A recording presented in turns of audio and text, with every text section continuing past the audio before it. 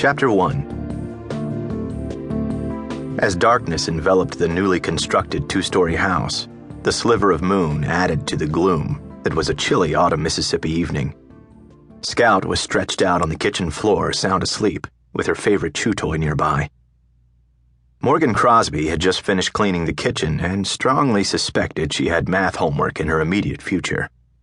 A quick glance at the wall clock revealed that she was missing Dancing with the Stars, but she didn't really care. She was happy. Typically, Jake would have had a fire glowing in the den by now, but he was at a business dinner and wouldn't be home for at least another hour or so. It was blues night at Anthony's Market, and Jake's bosses loved to schedule business meetings around great food and the Delta's music that flowed there on most nights. Morgan was thrilled with Jake's renewed interest in his career, but she still didn't like being home without him. Her therapist had promised the anxiety would slowly dissipate. She just needed time. It had been almost 2 years, and Morgan was doing much better. The recent move to a gated neighborhood had helped tremendously. She finally felt safe.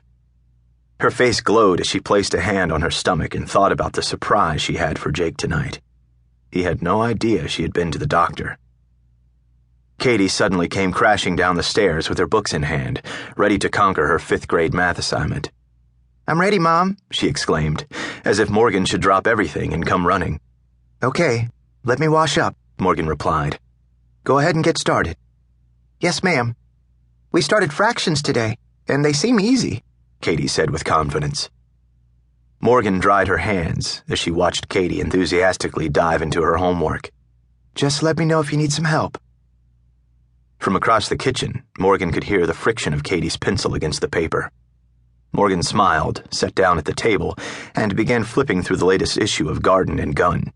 She enjoyed the garden portion. Jake loved the guns. When Morgan was halfway through the magazine, their normally silent cat grunted a meow, indicating he wanted to go outside. Morgan glanced up from a recipe.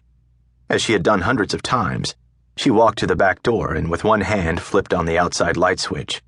With the other, she unlocked the door and slightly opened it. The black and white cat squeezed through the crack. When the tip of his tail cleared the door, Morgan slowly looked up to see the silhouette of a man less than 15 yards away, the glow of his cigarette slightly illuminating his sinister face. He looked her dead in the eye before grinning, and then stepping backward and disappearing into the darkness of the woods. Morgan screamed, slammed the door, and quickly locked the deadbolt. Still screaming, she pushed the panic button on the house's alarm, unleashing an immediate high-pitched shrill from the speakers, which were located in the attic. Katy was wild-eyed as she watched her mother race from the touchpad to the cordless telephone and begin dialing.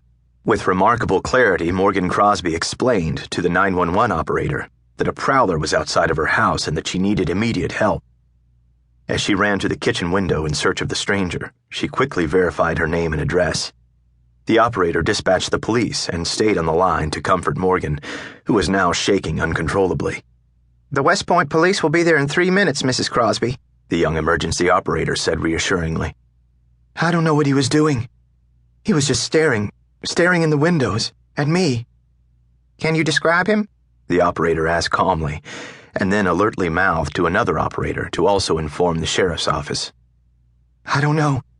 He was standing in the shadows," Morgan said, shaking her head and realizing that there was something faintly familiar about the man's profile. "I need to call my husband." "You mean he's not home?" the surprised operator asked. No, he's not. It's just me and my daughter." This increased the intensity of the situation.